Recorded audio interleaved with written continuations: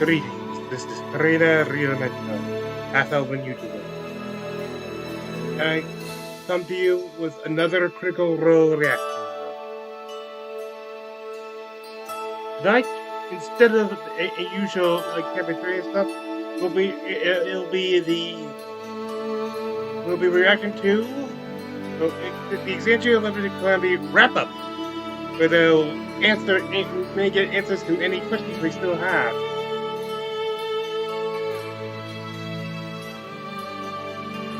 For instance, now I think of it, who was Calamity-Seelie's patron? He was a warlock.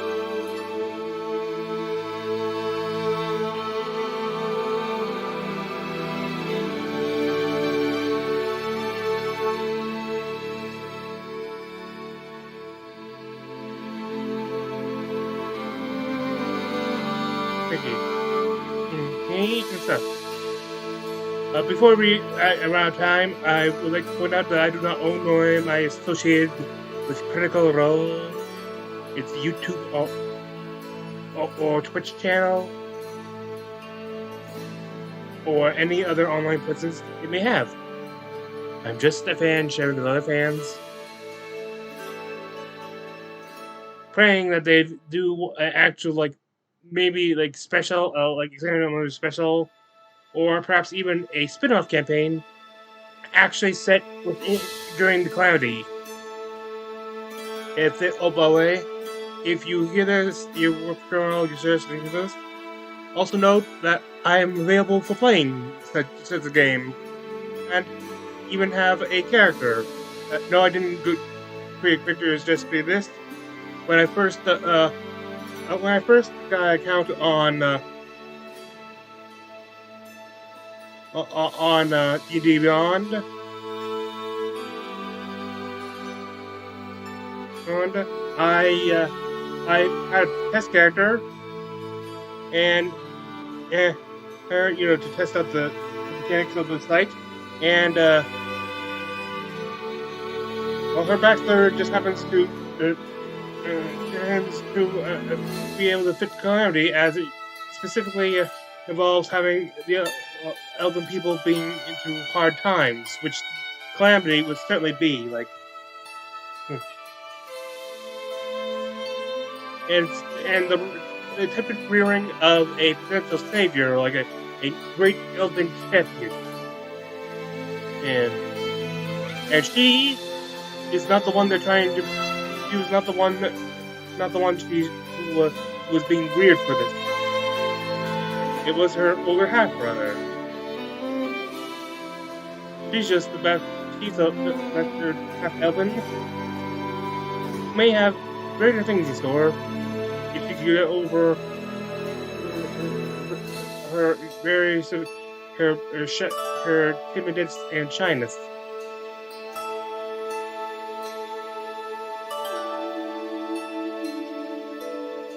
Well then,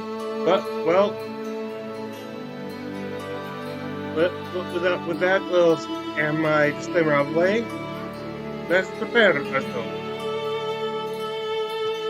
Actually, I don't know how long this is. Nightbot. 4 hours 29. This might be actually. I may actually need parts of this. Well, hello. And welcome to the official wrap-up of Exandria Unlimited Calamity. Hey. That's right. We'll be exploring all of the luscious lore surrounding the Ring of Brass, the fall of Avalier, and even everyone's favorite Aeorian reporter, Bolo. Don't like her. MVP. Don't like her. So many opinions. This will be a round-ish table. There's a rectangle one here. Discussion with fan questions peppered throughout. So sit back, relax, and enjoy our reflections on the apocalypse we brought about, but also maybe made just a little less worse. Yeah, maybe. You did mitigate it. And so with that in mind, I think first we should maybe just do a little quick round of introductions. I mean, There's no intro song that plays now or something? Make one now. Is there a go. title sequence? And title sequence, go. Oh, we're all gonna die. I was almost there. It was so bad. On the teleprompter, I saw the luscious ring of ass. Oh, I got real confused. Oh man. That should have been our name. Yeah. Ring of Ass. Well, now that we're back from that amazing title sequence.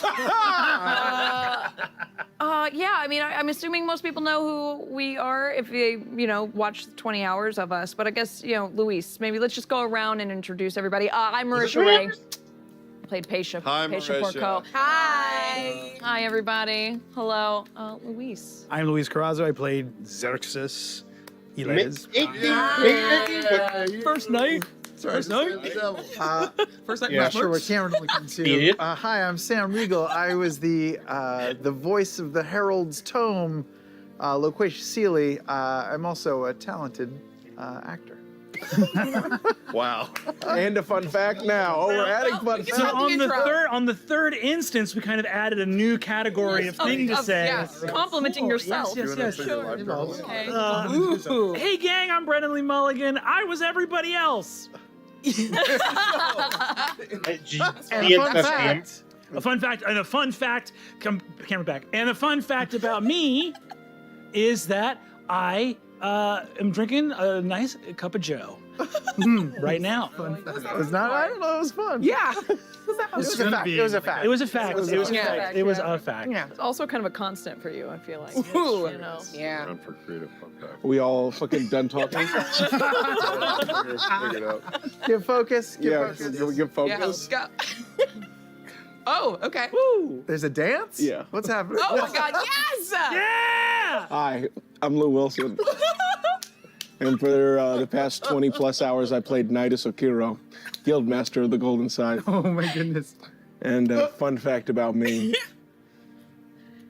I've never had a piece of sashimi. You've never had a pizza sashimi? I've never had a pizza sashimi. a pizza sashimi. Yes, and I'm assuming you all have eaten pizza sashimi? No. I personally have never had pizza So sashimi. pizza sashimi. So pizza sashimi is Thank you, Brendan. raw dough raw pizza. with slices of tomato, Yes. uncooked cheese, and uncured ham. It's a classic kind of, they serve it a lot in Shitty Barcelona. bruschetta. Yeah. It's real. Hey, it's real. Nope. You're looking at Not someone real. who Hey, has Google the it. Guys, that's absolutely. Google it. his Back row. burgers. I was like, Are we going to me? As always. Hi. Hello. Hi. That's not a real food, right? Okay. I'm Travis Willingham. I played Sarah Agrupton. I survived.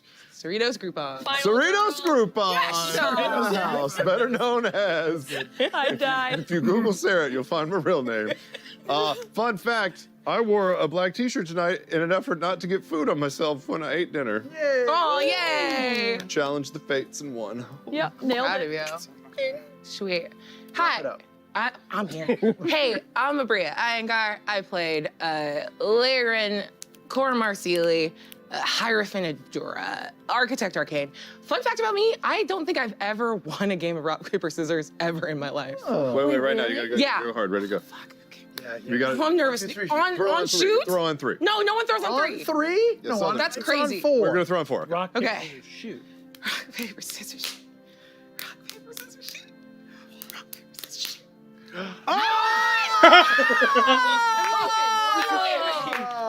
Wow. What a It is on camera. Yeah, you know what? I think we won't get any better. That's the highlight of tonight. I love you. Kids, if you can dream it, you can do it. I'm actually Was sweating. there actually a place where you could post questions for this? Nobody wants it. Well, Just you so, guys, let's just jump into. Because I know they some of recorded this like a hot weekend. goss. We're just asking questions. There's no Yeah. format, right? Not really. Okay. But I also am the one with the IFB in my ear. Okay, And I have okay. a drive to move Okay. it forward. Okay. Yeah. Because I won't have let that happen. margaritas waiting for me at the end. Sure. of this. All right, then kick us off. So, everybody, knowing that this was the Calamity, did it change how you normally build your characters? Hell yeah, go for it. Oh, yeah. Oh, man. I normally don't care about optimized play, but Brandon said we were probably going to die. So I decided, fuck you, absolutely not. And I worked the hardest I've ever worked to build a very cool character. that could survive as long as possible. Yeah, you min-max the fuck. Oh yeah, it was of there. very fun when I finally saw like everyone's characters in the campaign and I saw the HP differential between our two wizards and I went, I've done a good job here. Yes, good. That tough feat, man. Yeah, With the tough is dope. With the arcane ward, you more than double Pesha, right? Yes. Yeah. I had 175 functional HP. That's insane. Function. Yeah. If I ever use the arcane ward myself. Wow. Got it. Yeah. Plus that little like workaround to rebuild the arcane ward with an eldritch adept feat. Anyway, it's the nerdiest I've ever gotten about a build, and it was very fun and good. Did you like research that? Did you like Google like how to break wizards? Yes. Like lots of people talk about it all the time, and then I sat down with my friend Trevor, who also is like very good at D&D, and I was like, okay, here's what I'm working with so far. Help me optimize this. And we worked for like 4 hours. And built a little monster.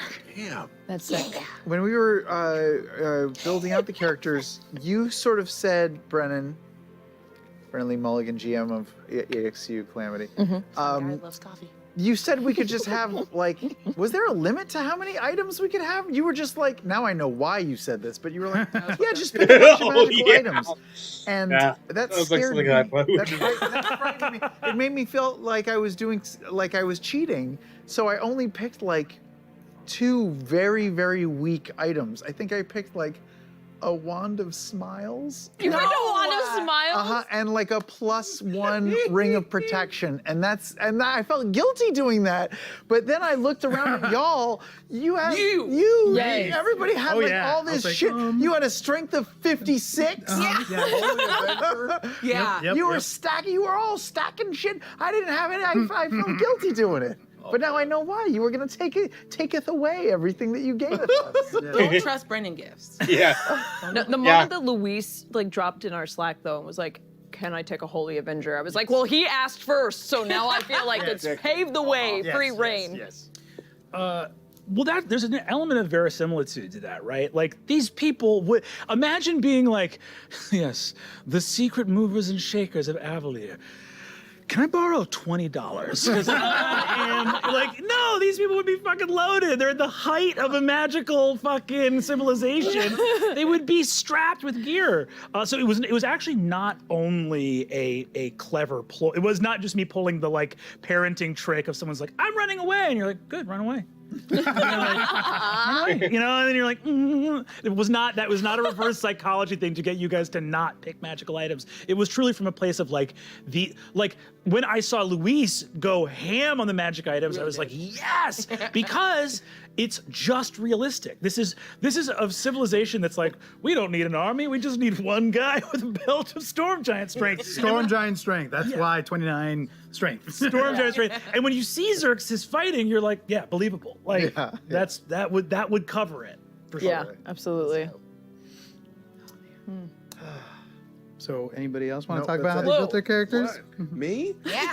I think the build I went with, I wasn't so Calamity infused. I think I did really want to show out. I think being on Critical Role, I was like, well, I can't like show up and be like, well, I'm a bard. I was like, I couldn't. Sam does that. I just couldn't, hack it and just show up as a. No, but I was like, I want to do, because what are you just gonna show up and just be a bard, and just be like, what bardic inspiration for you? I mean, come on, are you kidding? I love it because you were both bards and both multi-class. That's true. I multi-classed as Warlock because, Brennan, you said that would be a good idea. No, I think I came into it, I was like, I've done a bard. I got to do something other than a bard.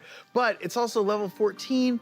I don't want to learn a brand new thing. I don't want to learn sorcerer or wizard. Like, that's complicated. So I'll do what I know. I'll be bard. And you were like, well, you could flavor it a little with something else. And I think you gave me a couple options. And Warlock sounded okay.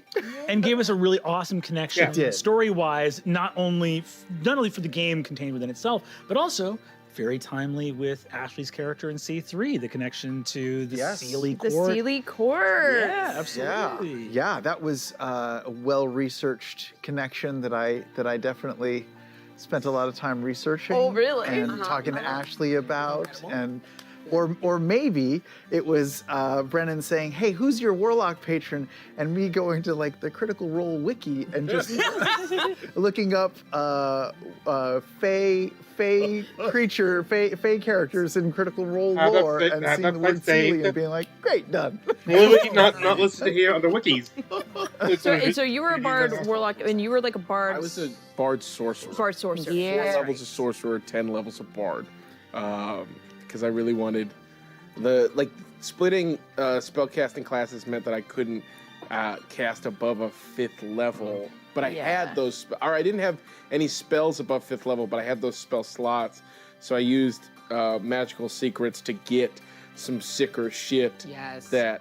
What did you get? That was the dragon spell, the summon dragon spirit that turned into Shaq, and the Cone of Cold. the cone of cold I used on one time at the very end because we never took a rest of any kind. No. And so Should have seen that coming. All the GMs out there, fuck a rest. All right? They don't need them. They don't need them. in this room. Go fuck yourself. Wait, I Of course, you don't need rest when you're pretty certain your character's going It's the to first die. time I've ever multi-classed. It was really fun. Really? Yeah, I got access to all sorts of other cool stuff. I also used magical secrets to get some cool things. It was great. It was fun. This is always something interesting when I think about multi-class characters. What class do you think your character started at first level? ooh, well, I picked sorcerer for that. I was like, oh, Nidus is a magical person who like didn't really tap into that side, and so didn't grow much more. Like didn't just kind of think about himself as being magical and work with that. He instead used what little magic he had and kind of navigated it through the lifestyle he lived. So I went starting 4 levels of sorcerer, finishing 10 levels of bard.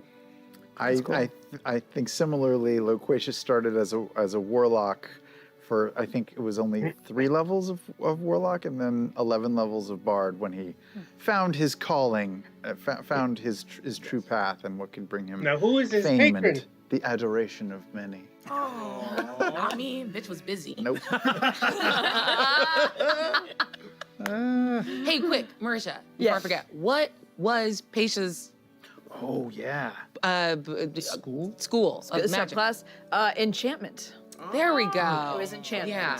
Yeah, she was a full-on, Wiping memories. pure, all the way enchantment wizard.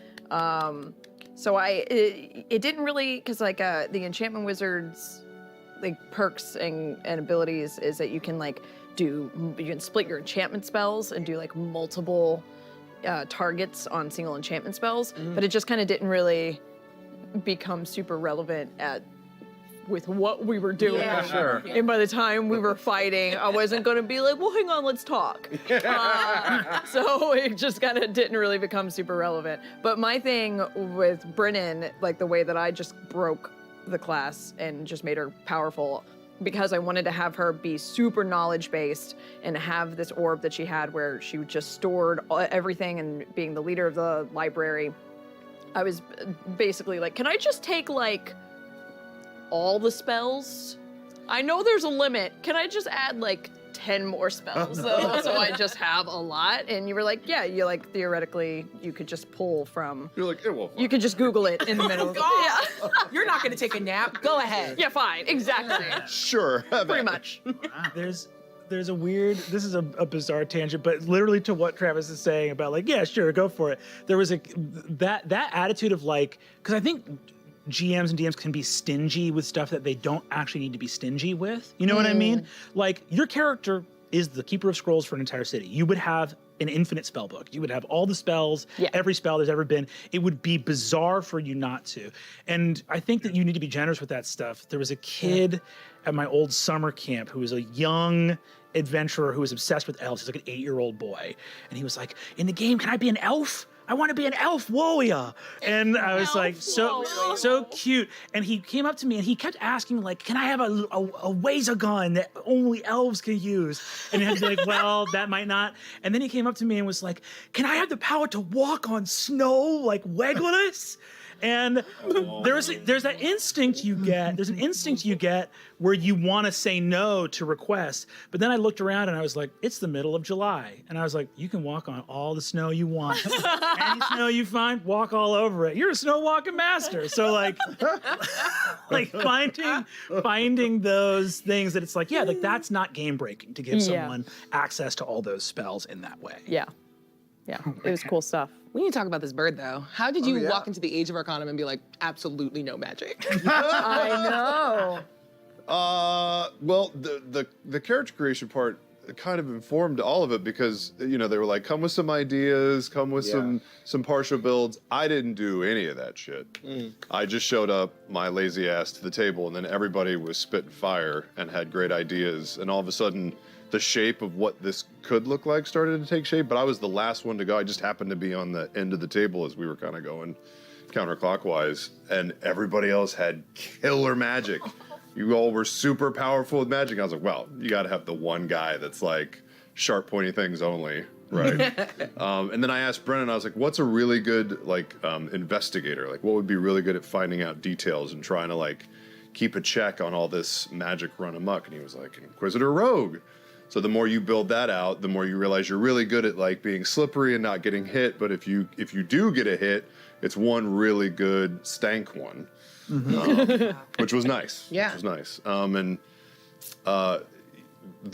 One thing I do when I build characters is I start like with an item. I don't know why. Ooh, okay. Like when I built Ford, what's the store on Magnolia here that has the old wardrobe departments like drop off? It's a wrap. No, it's a wrap. That's right. I went there for Halloween one year, and they had like Dracula Untold had put like all these clothes there, and I found these dope greaves that were like these silver folded greaves, bought them on sale or whatever, and that was how I built Ford. Was he started with like these forearm brazier greaves, and then everything came off of that. So when it was Inquisitor Rogue time, I was like, okay, it's got to be an awesome weapon. It can't just be some normal shit. What is there? And there's this Navy SEAL named Jack Carr that has these hawks, these Winkler R&D hawks that look like the craziest things you've ever seen. And I looked them up, and they're part of this Sayak Kali fighting system in the Philippines, which led to the Philippine Eagle. And so it just like rolled and rolled and rolled and rolled. And that's just how that started. But like the eyes of Avalier and being the site warden, all that stuff just came together so beautifully. And it was just nice to have one non-magic person that's just trying to make it work. Yeah, absolutely. Good balance. Oh, yay! It definitely felt like a little of this like who watches the Watchmen type of element of like, let's have this one person who's a little bit more grounded. But I felt so out of it, which was probably perfect. Because we were talking about this before we actually started. We probably should have saved it, but when the first episode started, you guys were just in it. You were talking about your magic shit, and you were in the city, and I felt like there was a rapport amongst some of you, and I felt like I had missed like a meeting or something. Because you guys were just comfy and talking about the city and how it works, and I was just taking notes furiously and trying not to get lost. And it turns out there was some of you bitches. I have no idea what you're talking about, and I wasn't scared of you the entire time. Oh my God! I had a completely normal relationship with Sarah. For those who missed our Twitter Spaces thing, which is everybody, there was a secret meeting. There was a secret meeting, and who was at this secret meeting? We had a few secret meetings, but right? But I think yeah. And what did you guys discuss? Kind of just how awful we were. Oh, truly. That was mostly the topic of discussion, which was like, how nasty are you? And it was fun to be like, I had gone and be like, all right, I'm gonna be a little nasty. And then we were talking, and immediately Abria and Marisha were like, we're nasty. And I was like, okay, we're nasty. And then we turned out to be really nasty, nastier than even I planned. So much nastier. But yeah, that was most of the meeting was agreeing how we were nasty and how long we'd been nasty for, and the many ways we had been nasty together. It's very good. I'm trying to think of the nastiest stuff that came up in that meeting, because basically I was like, hey, the replenishment, this is what's supposed to happen. 25% of the city's ether is supposed to go to the Gouge of Shari. Yeah. The other 75% supposed to go into the ground and replenish the replenishment, all of Dominus. is that really happening? Or what's happening to that city's energy? And we were all like, yes. Yeah. And just this flurry of like the stuff. I think there was one point where it was like, I was like, okay, you tell me when I go too far.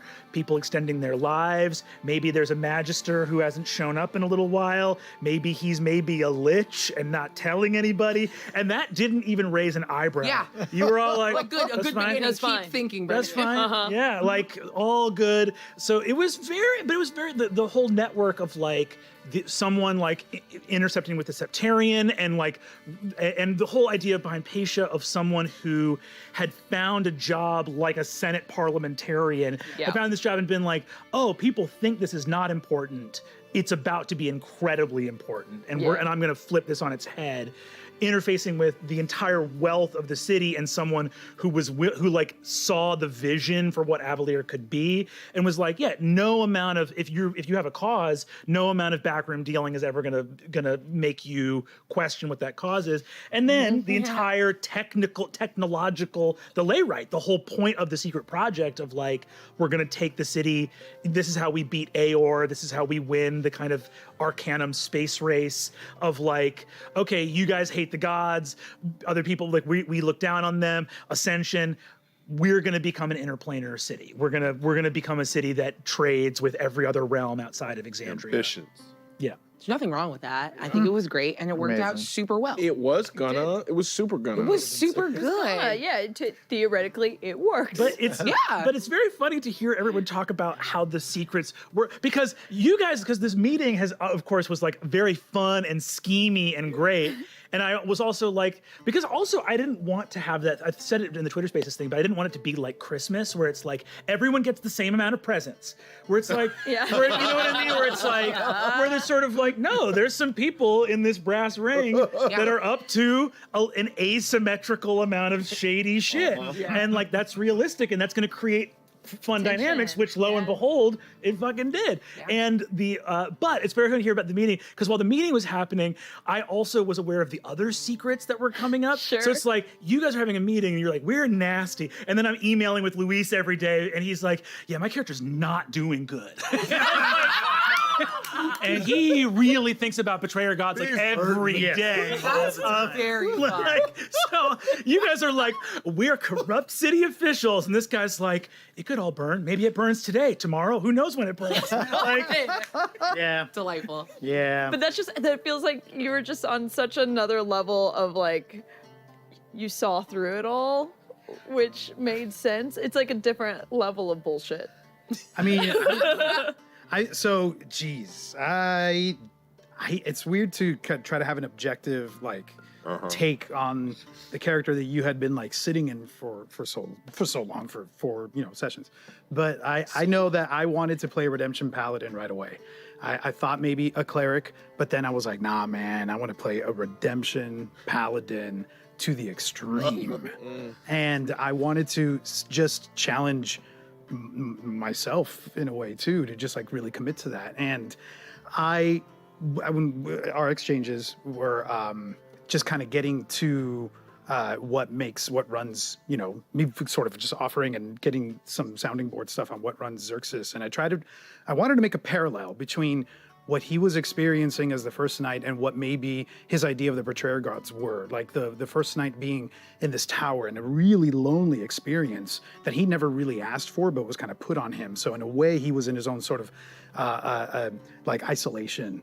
And so I wanted to create something that would make him connect to the experiences of the betrayer gods, and then really crazy, extreme redemption paladin. And I don't know, I mean, I guess he had secrets for sure, but he didn't have long-standing secrets.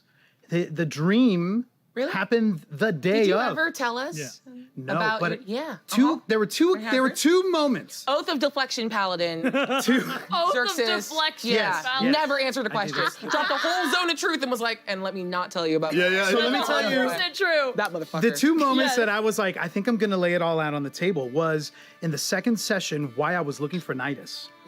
Is because I wanted, like, that was my oldest friend, and I would have, if I had found you, I would have told you. Where was I? You were chasing your deal. No, when you walked out in the second session, you had been in the bathroom with the cracked mirror, and then you came out. But that's when Akami Ro got murdered because I could see in your eyes that you wanted to spill the beans, and I was like, stopped it? "We're not." Yeah.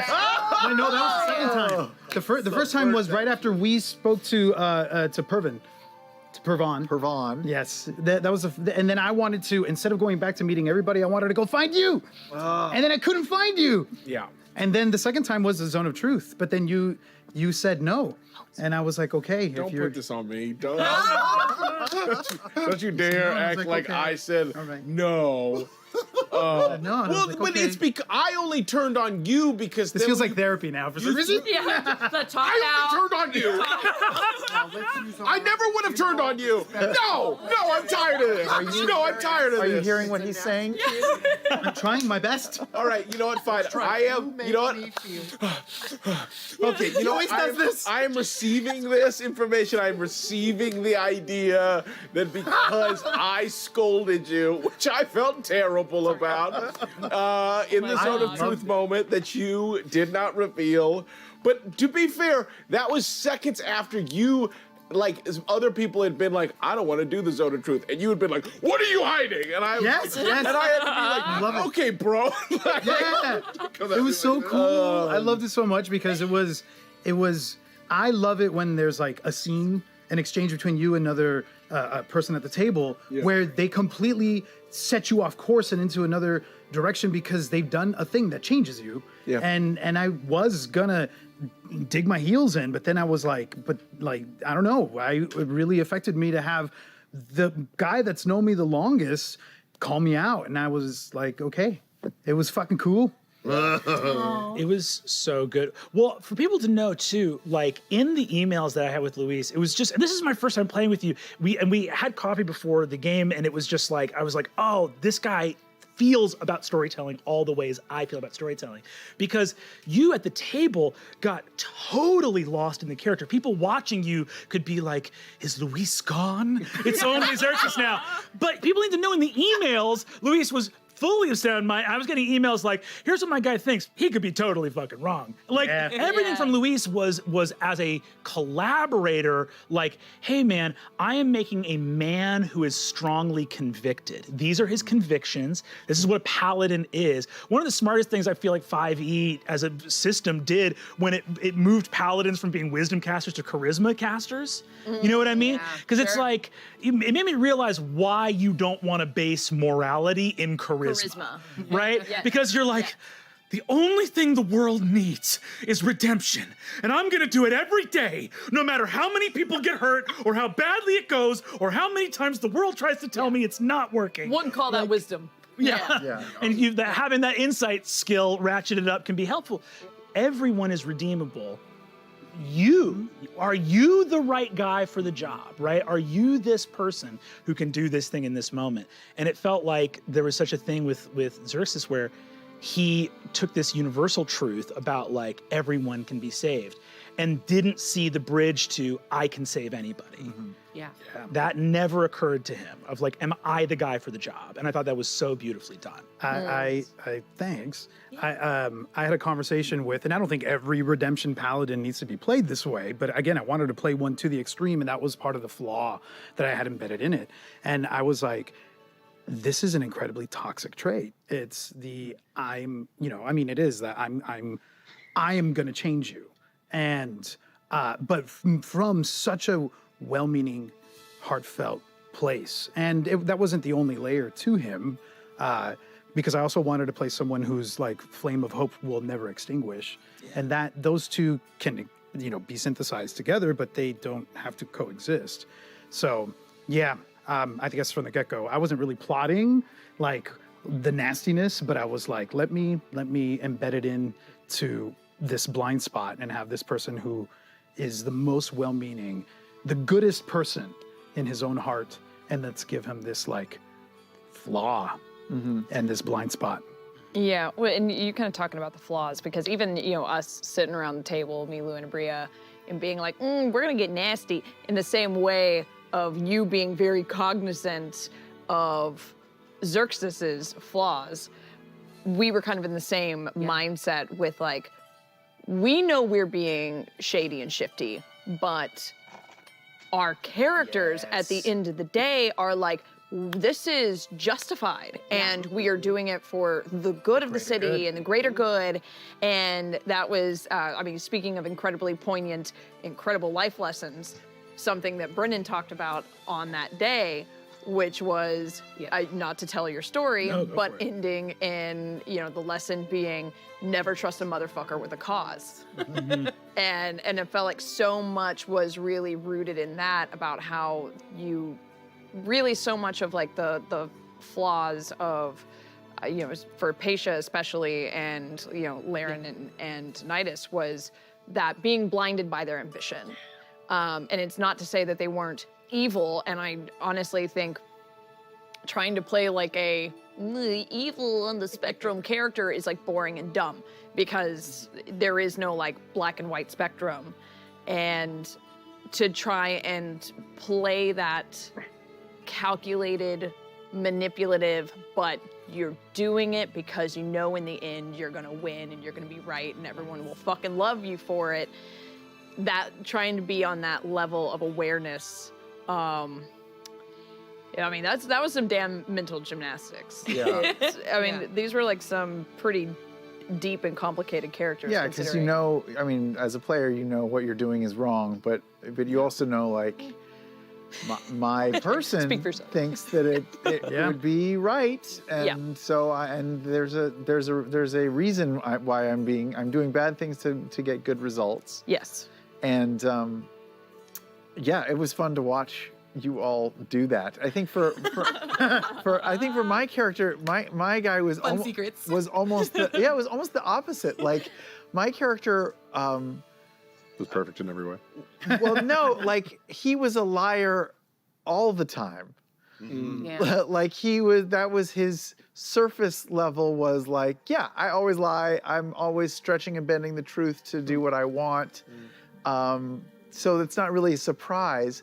But like the weird secret was or the flaw, I guess, to Loquacious, which I sort of figured out as we were playing, was not that he was an easy liar or a good liar, but was that, like, he was lying to himself more than anyone else, because like he put on this this outward appearance of knowing everything, being super confident, being beloved by all, but all he wanted was very simple things, and he couldn't admit that to himself. He just wanted a lady, and to be happy, and to be truthful. Like, he didn't like what he was doing as the Herald of Avalier either, because it meant bending and stretching the truth, and what he wanted to do was just like be a gritty indie reporter for the LA Weekly.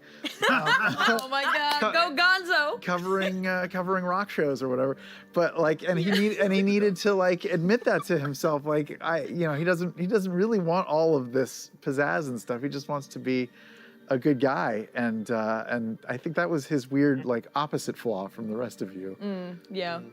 Meanwhile, Cerritos Groupon over here had no flaws. He was a bad dad. Was he though? He was so sweet. No. In the end, right? But that's just catching him on that day. So that day he had a good day as a dad. I think the years prior to that were severely less. What happened to the wife? Do we know what happened to the wife? Yeah, so Did you guys have What'd you do to her? Were you guys divorced? I just didn't pay any attention to her. So The implication that was there was that Rain and Sarah were not doing great. Got it. And we're split up? we were Was she and her sisters, or what? Yeah, she was. It was one of those things where he was obsessed with his work. He had a high station in the city, but while he had his eyes on everything else, literally everything outside of their house, it wasn't on her and it wasn't on the children. Yeah. And she was like, this is my idea of her. She was like, I need more purpose. I'm gonna go find that elsewhere.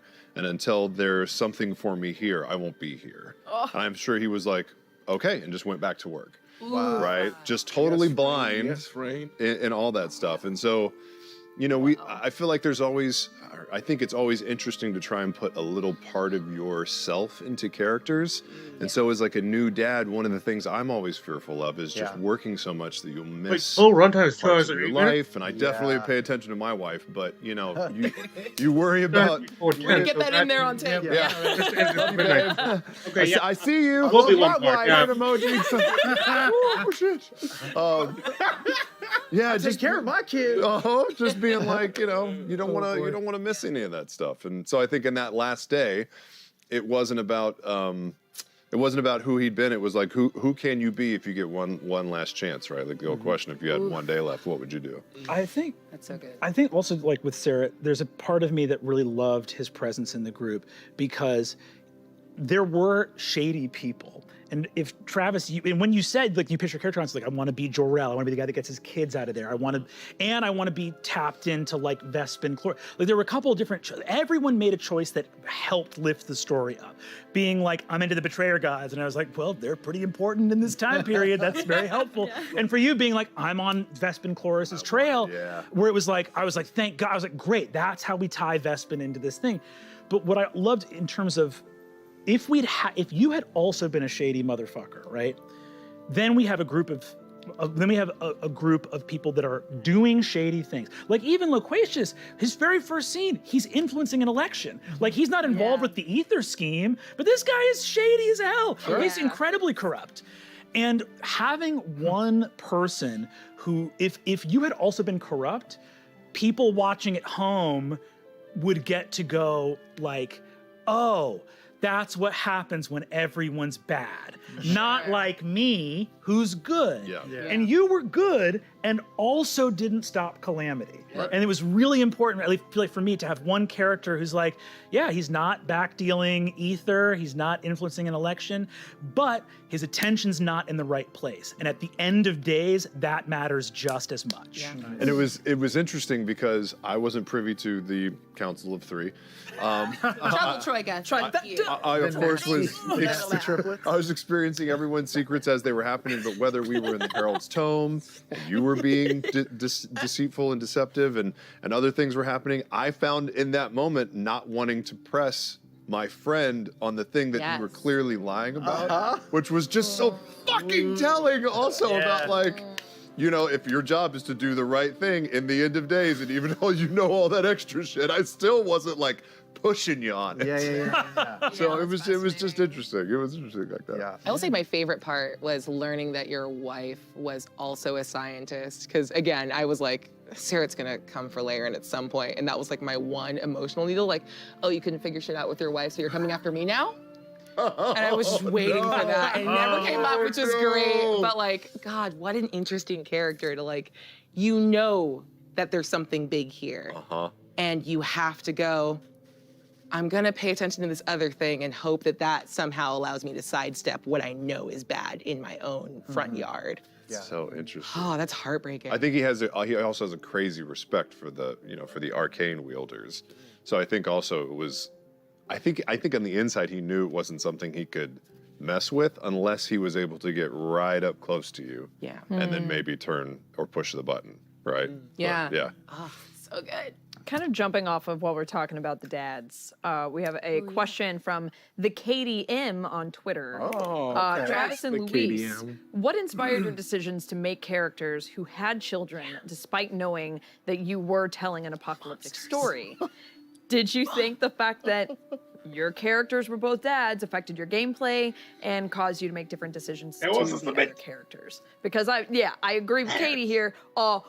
Fucking bold move. It hurt our feelings. Holy fuck. It's like, oh. When the kids were cute, it was like incredibly fucked up. Like when they were like fun and delightful and not even just like blank slate killing. Brutal. Put the little talented. I melted in my fucking chair. I was dying. Well, I mean, I want to hear what Luis's take was, but for me, usually it seems like in adventure campaigns, a group of adventurers go to the threat, battle it, and maybe if they're lucky, somebody will hear that they either succeeded or failed, but it's like collateral damage is minimized and it's out there. This took place in the city. It's in your home and everybody else's home. And of course, that means there are families and women and children and everything else, hopes and dreams and everything. So that I felt like we had to do that because it makes it far more fucking complicated. Yeah. Well, I kind of want to ask, because you were already talking about, you between of the two of us, you have your own kid, and did that ever, giving your character a child in the Calamity didn't make you kind of go, oh, I mean, you were saying how you related to that very much aspect so. of it. So I brought up before that. So I'll back up. My favorite superhero, it's not very interesting, is Superman since I was a kid, just because he's a guy that can do anything and chooses to do good, and so I loved that growing up. But I've always been fascinated by Jor-El, who was also very influential in Krypton and did the right thing and got his kid off the exploding planet. But if I had to critique it, I'd be like, if you were so smart, motherfucker, why didn't you make a rocket for the three of you? So you could all go out instead of just your kid. So part of that was also like, you can be the baddest, most focused warrior, mage, whatever, and when shit hits the fan, there has to be a priority. And if one is shutting down the threat, then number two inherently is your family. Yeah. So you've put something above your family. And as a new dad, I don't know how to do that. Yeah. Like you might hear it, but when people say like becoming a parent is literally someone taking your heart out of your chest, taking it out of your body, giving it legs, and it starts walking around for the rest of your life. And all you can do is stare at it and the things that are around it and try and protect it and hope that nothing bad happens to it. And that's the craziest notion. So when I knew that a Calamity was coming, I thought it would be interesting as a player, depending on where it went down and what was going to be happening, if he was torn between the thing that he's been trained to do his entire life and knowing that maybe there is something more important than that in this moment, even though he holds this high position. So that pull was what I wanted. I just didn't know I didn't know I wanted it like that. Yeah. It was real dirty. You said something that I'm fascinated by new parents because I don't have kids, and I don't know if I want kids. But I mean, I don't think they're gross or anything. They are. They're good. They do gross things. No one assumes that until you started justifying it. Yeah. I mean, Sam, when we just had Roni, he was like, "You're gonna get poop on yourself." Yeah. I was like, "Oh, okay, cool." And I have nieces and nephews, and they don't live far away, and but that's not the same as having your own kid. But I am fascinated by what you described, which is like that your heart is like now outside of you and now out in the world. And whenever friends of mine have their first kid, I kind of interview them, and I'm like, so I mean, is all this stuff true that people say? And then just to get them to talk about, it's just endlessly fascinating to me, and that's one of the reasons why I like to play a parent, because it's me playing pretend, and trying to access something that I feel like I get a sense of through my imagination, but I can only imagine in real life. There's nothing to compare it to in real life, but I'm endlessly fascinated by that. And so it just made sense for me to have, and I wanted to have a kid that wasn't mine. I wanted to have, again, to kind of parallel the relationship between the gods. I think I had told Brendan, I said, I kind of see the story as like a story of like fathers and sons and in a sense. And so seeing like the portrayers as our fathers and mothers in a way, and then I have a kid who's not mine but is mine, and I've never like explored that, so it was cool. And I'm glad that you said what you said, because that's next time I play a dad, I'm gonna literally imagine my heart leaping out of my body and then taking form as a kid, and that's gonna be fucking cool. It's very powerful, and to hear an actual, to hear you say that, it's really, you can feel it. So well, even cool. the dichotomy too, that you had a complicated relationship with your son. Yeah. And kind of playing that estranged father role. Yeah. And then because your kid was staying with Yes. Your family. My family, right? yeah. So good. And we only really got a little bit of that. Just a kiss, Yeah. Yeah. That's just so, yeah, I mean, that was something we talked about. That was something I threw out, I think, because I knew Nidus wouldn't have an actual like family, but I liked the idea of, I liked it as a representation of how close we were, at one point in our lives, that it's like the three of us were some kind of triumvirate to the point where you were like, yeah, he'll be part of. He's part of our extended family. It's cemented, I think, by relationship to you, and I think that's why it was in the moment so easy to like give in to you. And if this were like a longer campaign with more of those moments, I can imagine always doing that, because I don't know how I don't know how you stop feeling indebted to someone who's taking your kid. Yeah. Like how you you and your family did.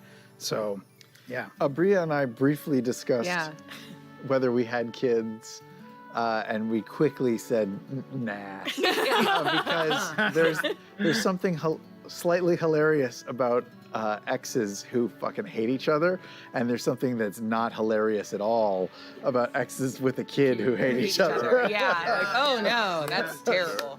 So Speaking of that, we did Yes. that. we also went and Yes, I got was gonna coffee. say. Yeah, there was early talks Fair. about. You did with him. Yeah. Early talks about doing, who Travis? We were Ellie's- just sitting with our thumbs up our ass, I guess. Next time, find a a little, as fast as you can. That's the game, baby. We never talked about who Elias's mom. Nope. Never. And there were early talks about like, Wait, like you? yeah, of Laren being Elias's mom. And I think I said you Yeah. decide that, because I don't think I I didn't want to take away from. Like, it felt like I was think it stepping would've too been much. pretty cool. That would have been I something was interesting. excited about it. But yeah. It stepped in on like a very powerful thing about like the family that you choose that aren't necessarily born to you. And I think it would have been like this weird step away, because then there's like that sense of like claiming of But I remember us talking about it, and I was very excited about like, oh man, I always think about fighting everyone in the group, I guess, and just PvP minded. Brie almost killed me in Flowchart. something else we did. Yeah, oh, that's right. Oh my God. Well, I'm just an asshole, so I'm gonna stop telling that story. That's fine. Never mind. But yeah. Bria's just coming to collect heads. That's I all it am. I'm here to just ring bells. Yeah, the idea that like if we ever got into it and talked about like Elias potentially being orphaned, it'd be like, no, he still has his mother, and make that the big reveal. So But in never came canon, to that. No. Oh, in boy. canon, Just is thinking she about- or I is she love not? The Gestalt space that was rendered, even by the stuff you guys didn't talk about in your character's backstory, like thinking about Xerxes, and it's like, okay, so this is a guy who came aboard the city while his husband, an Eldritch Knight, was first knight, so we could study his weird paladin oracle stuff that seemed to be unique.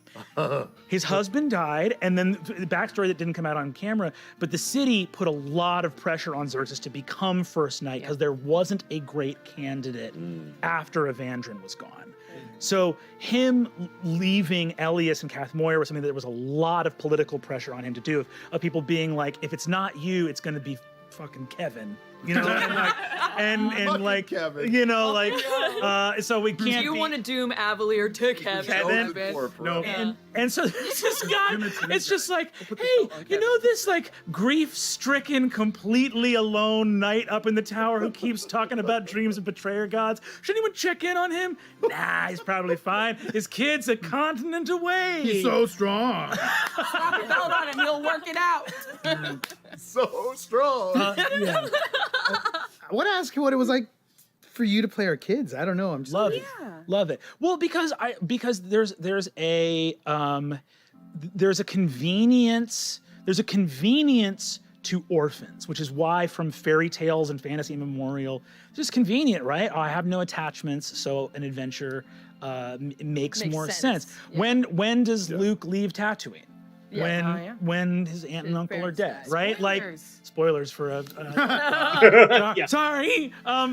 But you know what I mean? Like, and I think there's something to the idea of but in a thing that's all about stakes and loss, I think it's really necessary. And I love doing any familiar relationships, siblings, parents, children, because I think that there are people, people are like gems, right? They have facets to them, and some of them only get exposed within certain relationships. Totally. So you need certain things to see certain sides of people. And again, I feel like even in just the blush of everything around that, even people that did try to like avoid those, or did not try to avoid, but like people that were distant, but like Paisha and her grandfather, and Nidus and his brother, and things that never get said. But by the fourth episode, I'm like, Daedalus is Nidus's older brother, and he kind of never did make it to Avalier. And how does Nidus feel about that? The fact that his older brother got married and became sort of the mayor of Cath Moira, and you, unmarried, are like, no, I did become the dragon. And all that stuff just becomes implication in the background. I just loved it. I think all that family stuff makes it so rich. I feel like we've been away from questions for a second. They keep Yeah. scrolling. Lou, Yeah. Nidus was a pirate who became the key to. So natural. So natural. Yeah, it's very natural. Look at that. I'm so good at intros and outros You're and the segues. best. Yes. Nidus was a pirate who became the key to Avalier's resources. Does he feel as though his dreams were realized even though the city fell? Oh, great question, Brendan. Really good. No, I don't think so.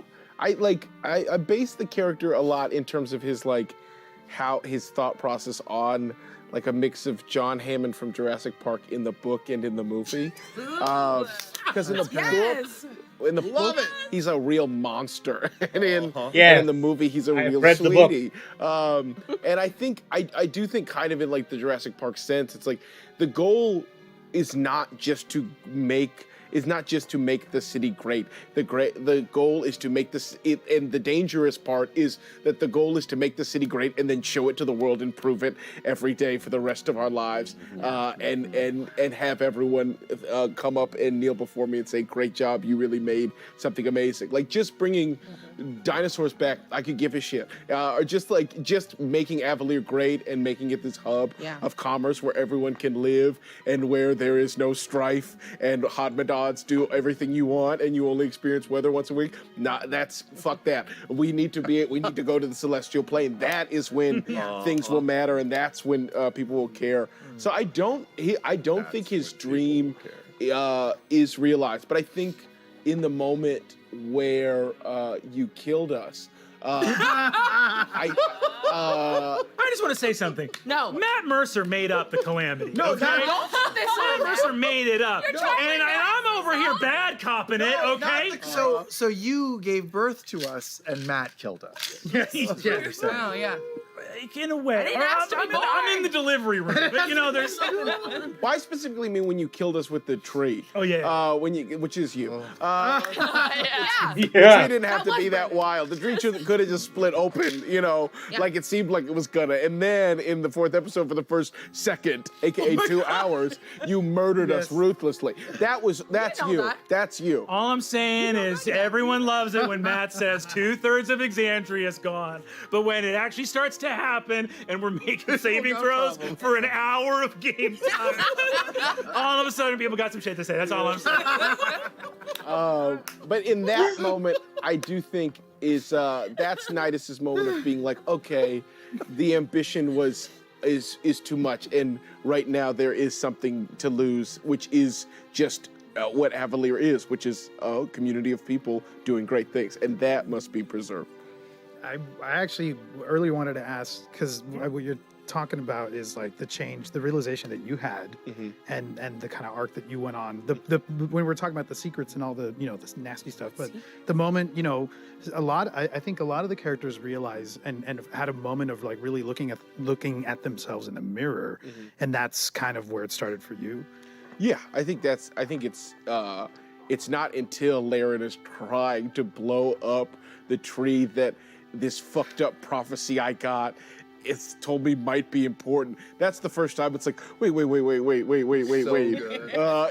If these two things if this is it, if this is us like enacting this thing that this person has told me is the inevitable end of Avalier, then actually we need to stop. Now, like I know I've been shoveling coal into this engine, but can we please hit the brakes? Can we please in this moment hit the brakes? And the answer is we can't. You told a strategy that you had enabled for decades for the first time and thought that was going to go a different way. Hey, what's up, dude? I can dream. I know that you have the commitment to take a character that's supposed to be bad and make them bad, which is why Nidus's sudden third act shift into the moral core of like, it felt so earned. What was that like? Because I feel like you must have surprised yourself following that. I think I got caught off guard when you were like, I'm gonna cast Blight on it. And I was like, wait. Like it was that moment where you were like, and you were very kind in that you did it very slowly. You were like, I raised my hand to cast Blight. You don't go, I cast Blight. So in that moment, I was like, oh shit. Yes. Wait. Yes. Wait. Okay, guys, I have to explain something to you that I've kind of been sitting on, and it's kind of, I don't know. I think we might be fucking up real bad. Like, I know people were rolling insight checks to like figure out if I was telling the truth or not, and you could tell I was lying, and you didn't ask about it. But now I kind of want to talk about it. And it was a weird thing of being like, all right, but then also quietly knowing in my head that I'm like, well, if even just me saying it is not enough. And then it came to blows, and it was like, oh, okay. But it was the first hitch of you being like, I'm gonna kill it, was me going, wait, I have to tell everybody this thing and what this means. And then when everyone else didn't back down, when that didn't work, I was like, oh, okay. Well, I have to try and stop this. And this is now on me. You gave me this prophecy, and now I'm the only one who can do anything about it. Without a saving throw, to watch a prophecy actually drive someone to like panic, you know what I mean? It happened in real time of like the prophecy, the thing. It also was very, I don't know, I just love these characters. I love all of your characters so fucking much. And I love that of the shady, of the trouble troika. The trouble troika. Of the trouble troika. What I love about it is Nidus's story. All of the three of you in your present time are so well matched with each other. But there's a fucking difference, because you're both elves and you're from the sky. And this dude, I feel like there was just something in Nidus of like, yes, I'm supporting it. The Layrite, the Ether, let's do shady deals, let's do stuff. And then there's a sudden moment where you hear this prophecy, and a kid who had to fight on like blood-soaked docks goes, wait, guys, it can actually get bad. Like I know that the real world's coming. I'm telling you, things can get bad. Like it felt so. Why? It was just such a cool transformation to watch. Yeah, we're coming from privilege. We're like, 100%. bad. What? Yeah. What is bad? Bad is Hold on, when this the tree- water heater broke. Talk about this when I'm done with this tree real quick. That blight casting. I felt like I was 4 seconds behind everything everybody was doing in terms of all of that stuff. And when you said blight, I was like, wait, no, I'm not here. You're gone for all of that. There's Having Blight was the luckiest guess. I was like, I kind of like this spell. Maybe I'll get to use it. Oh, a bad tree?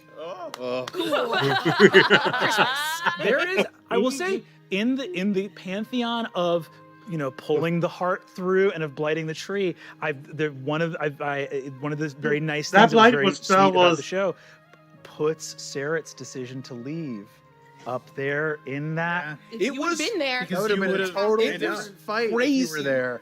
You could have stopped a lot of shit from happening. And you leaving was, I remember like you leaving, and I was kind of like, we'll get him later. Right? It was like I truly like, it's fine. It was what's up? Something really bad's gonna happen. He'll come back. All right, come on, guys. And then to have it be that we're fighting, it's like, oh shit, he should be here.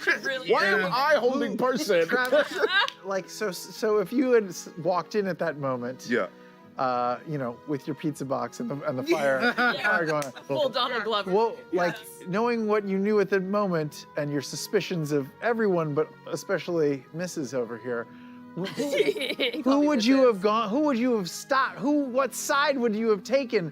Who would those hot hawks have gone straight into? I mean, it would have depended on what he walked into, but Paisha and Laren were 1 and 2 because I just assumed That's that you. Xerxes.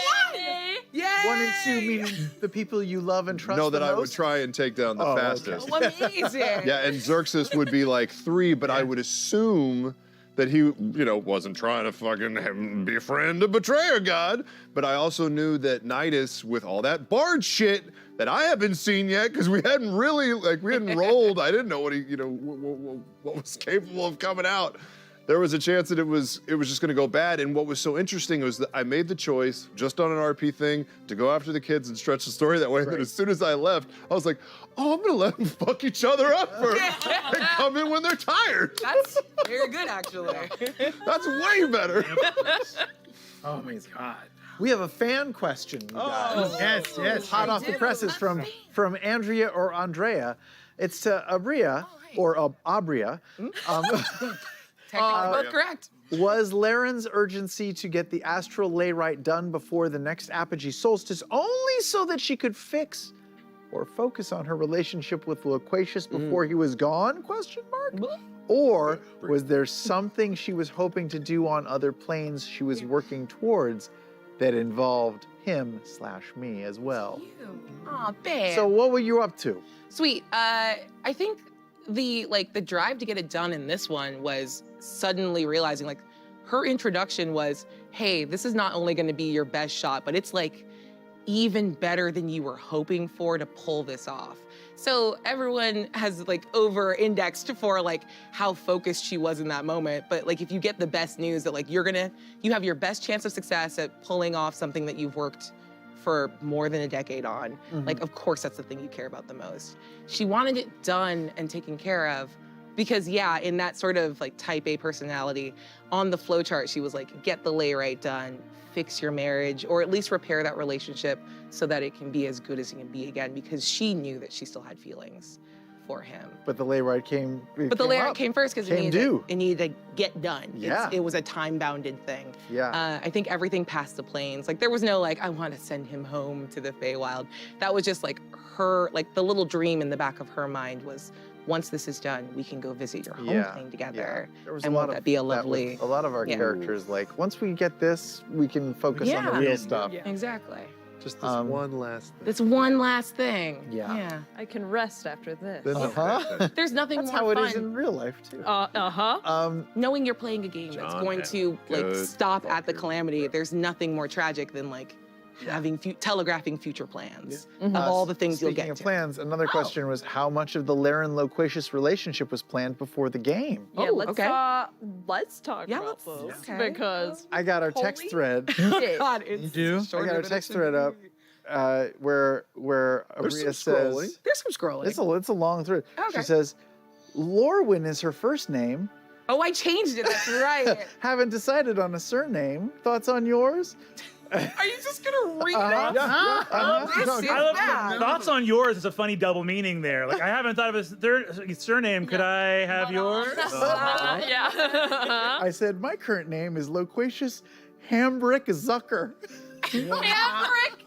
Hambrick Zucker? You robbed us. Yeah. You absolutely robbed us. You could have had Hambrick Loquacious Zucker. Hambrick Zucker. Like a ham brick? Now we'll never have it. God Yeah. sake. Wow, that's a different character.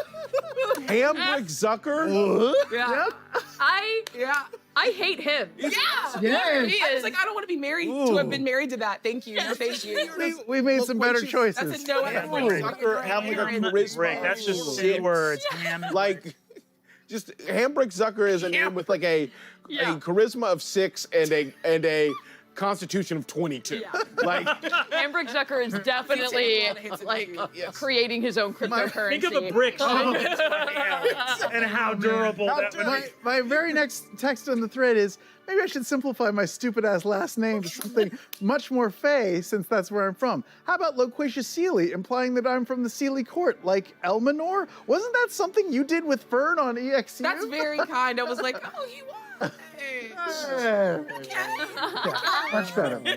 But to answer the original question is how much of the relationship was planned, we figured out like a timeline. Yeah. How many years we were married, how many years we were not married. We figured out loosely why we had split. Yes. And this one here was like, hey, is it okay if I was the reason? Yeah. Look, we had already met in our little nasty gal meeting, and I was like, I want to be the bad one. Yeah. Yeah, I'll do it. I did it. What'd I do? And I was like, well, no, can't we both be at fault? Yeah, so we were. That's good. Look, I'm just mad because I came away from our text conversation going, what a fun bit this will be. And then you proceeded to fucking knock me out with an emotion every 20 minutes. Whenever I covered my full face with my hands, it was because I was fully actually crying. Like, what is he doing? These are feelings. That was a discovery. Honestly, it was planned as a bit. Like we were just going to be sniping at each other. I think I talked to Brendan at least about how, hey, it would be really great if over the course of these 4 episodes, he could discover things about himself that are.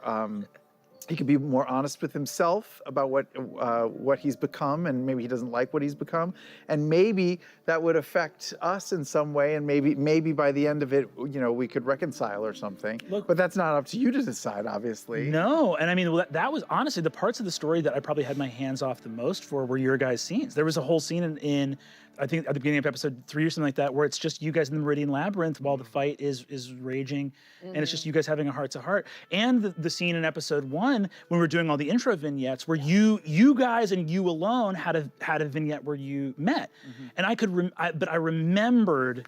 Because we had talked about it, and you had said this vision of Loquacious that like his life changed in a bad way with the Elena Tuveris, with the covering up of that secret. Because before then, you had actually been an honest reporter, and that was the beginning of you being like, okay, I'm going to acquiesce, and the Herald's tome is going to kind of become propaganda, and it is going to be kind of power pushing, but it was also clearly bad for Loquacious, right? And in that first scene where you were talking to Laren, where you go like, you had the fun sniping, it's super fun, the jokes are flying, and then you're like, let's try to not hate each other for a month. And it was so real, and I was like, they're locked in. I was like, I don't know where we end up by the end of episode 4.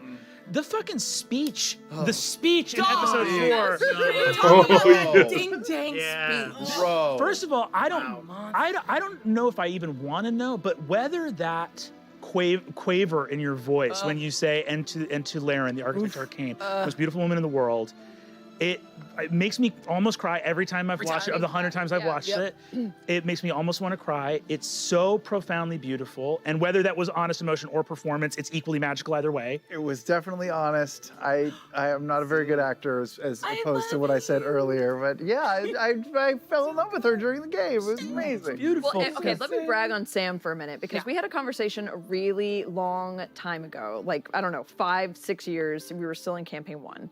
And we were talking about like how we role play, and I was kind of, I don't even remember how it came about in conversation, but was kind of asking like how you accessing things and you call back to things, and like where you are influenced from your character's decisions. And you said like, I just always try to remember what came before, like everything in these formative rungs of a ladder. So I just always try to think about like what has already happened, and that's which sounds really like basic when you say it out there, but I think it is something that it's easy to forget, especially when you're in the moment. And that's always kind of like stuck with me. And I think that speech that you wrote was like a master class in just being 100% informed from everything that had already happened. And because it's easy to make shit up, and you could have made something up about like, the Avalier, where it's going and whatever, but everything was referenced from something that had previously happened. And Chicken it was just scratch incredible. on a legal pad that only you really could read, done in the shadows in like a matter of minutes while you were standing next to all of us being dumbasses on a break. I came back with that. Yeah, like I don't say this lightly. The from that beautiful moment of Laren where you're like, oh my God, this is someone who's literally grappling in the moment with the fact that moments ago he made the decision to die. Made the decision to go down with the ship. Yes. And is speaking about the reason that he chose to do that. And then the moment after that, and remember the Market of Wonders. I just need to say that is and I've been lucky enough to see a couple of them in my life. That is a perfect joke. Yes. It is a perfect joke, because to do something that funny that comes at a moment. Do you know what I'm saying? This is like a Campbell quote, but he literally says something about comedy. Campbell says something about comedy where he says, comedy completes the realization that drama begins, right? Where it's like, where there's something where it's like, oh, I have not contradicted the depth of my sorrow. I have not contradicted the meaningfulness of my sadness, but I have introduced something profoundly absurd and wonderfully silly. And I am not uncommitted in the moment of doing it. In the moment of doing it, this is exactly what I would do, and it's hysterical, and it's also makes it even more sad. It makes the sad thing more, just like, and remember the market of wonders. It's so fucking good.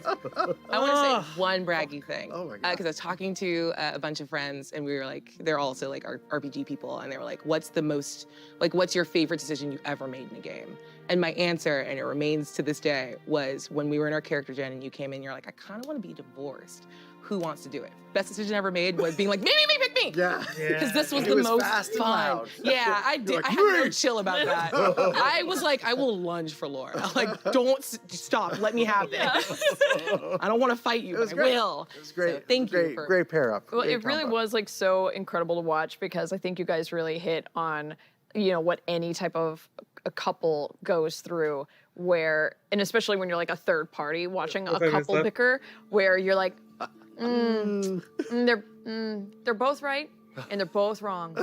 Uh-oh. She got And him this there. is where, Oh, like, he got her back. Yep. yeah. And you're just like, wow, you can like see just this, like, these sediment layers of damage and trauma Yeah. enacted on both sides. And that was incredible to watch. Now, Marisha, I've always had a question for you. How does Paisha feel? How does Paisha feel about the deal her grandfather struck with the Gaudrashari?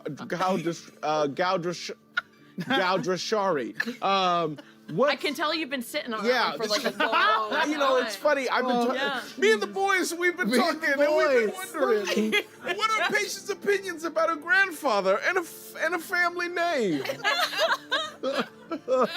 Wow, yeah, excellent Thank question, Lou.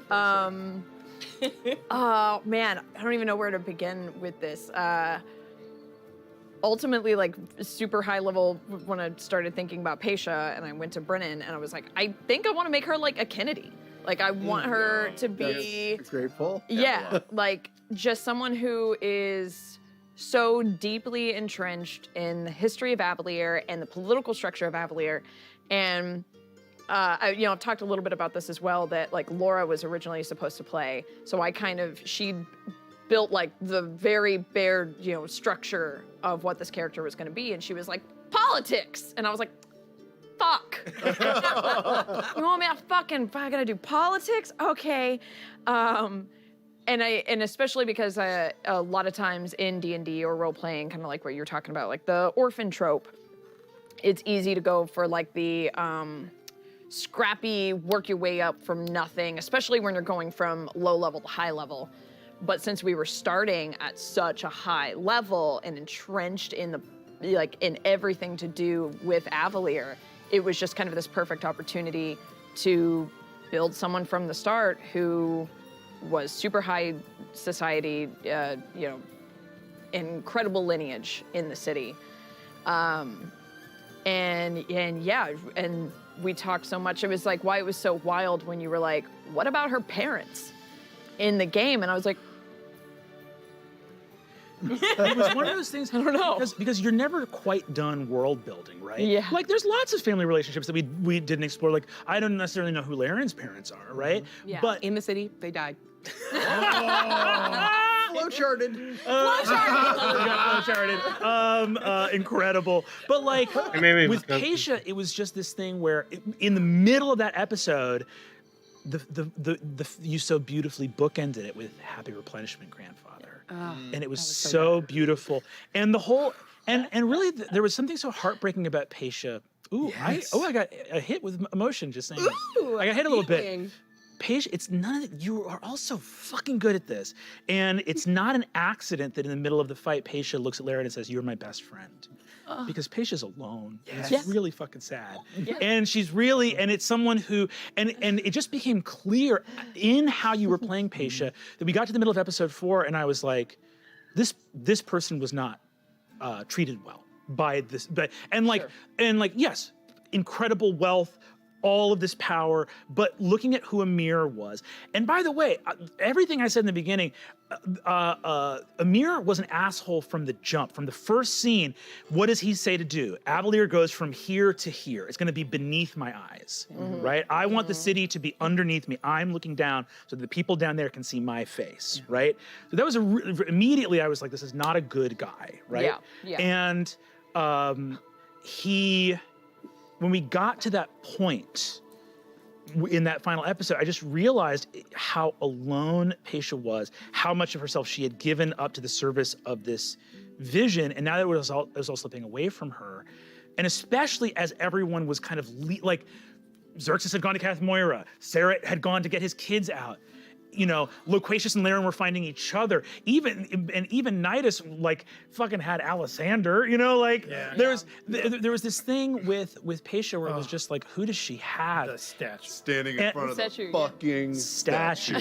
Standing alone. And I just looked at it and I was like, the fact that we've never talked about your character's parents' contribution, it sort of just came to me in that moment, and we had to communicate it while the cameras were rolling. But I was like, your parents are gone. Yeah. And gone from your memory. Because I was like, the most horrifying thing of someone, you know, it's the hammer and nail, right? If you have a hammer, everything looks like a nail. And the idea of your memory erasing everybody, you've done it to yourself. It's it's happened to your grandfather. Yeah. What's the likelihood? Pretty fucking high. So that moment of just like, your parents failed.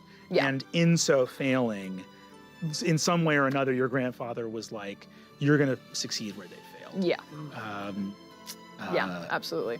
Well, like, so I have a question. So, like, your grandfather was up to some shit. But very hot. Brennan, the Gaudrashari. Yes. Like, what was it like unraveling that for the first time to all of us and the audience and everything else? Did you consult with Matt? Yeah, I mean. Nah, I fucking winged it, dude. I said, this is where the Ashari come from. Of course I consulted with Matt. This is where they come from. I was so worried. I honestly, Matt can attest to it. I was blowing up his phone nonstop. I was like, could this be true about some druids? You know, just truly trying to check in as much as possible because, and obviously, like, you know, like, the guy's doing the entirety of planning for C3, so I was trying to make it as short and concise as possible. But essentially, I was like, okay, for this, I think it started with the primordials. I was like, the primordials are sealed because I was trying to be like, I want there to be apocalyptic stakes here,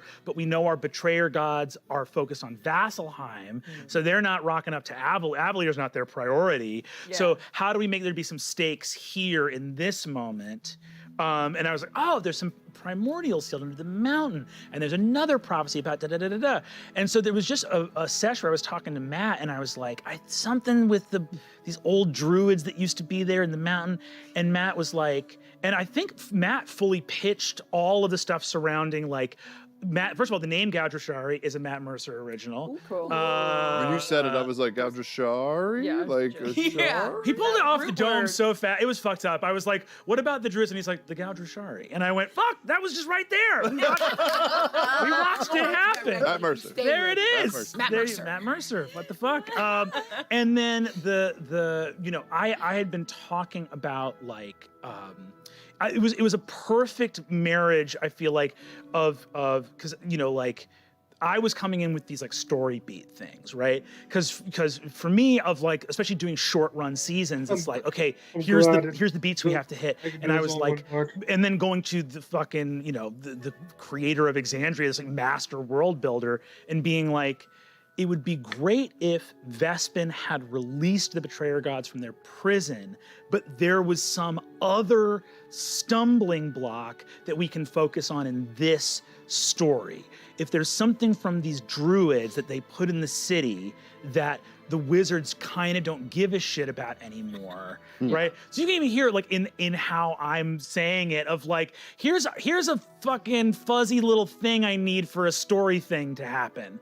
And Matt goes like, okay, and just immediately on the call spins this whole thing about the Gaudroshari and the fact that the primordials, there's an analogy to the elemental gates of the Ashari and the idea of the elemental rifts, like the idea of there's always been this connection to elementalism through the primordials and other stuff like that. And then the Tree of Names being this thing that was itself crafting a druidic protection over the world was also a Matt Mercer original.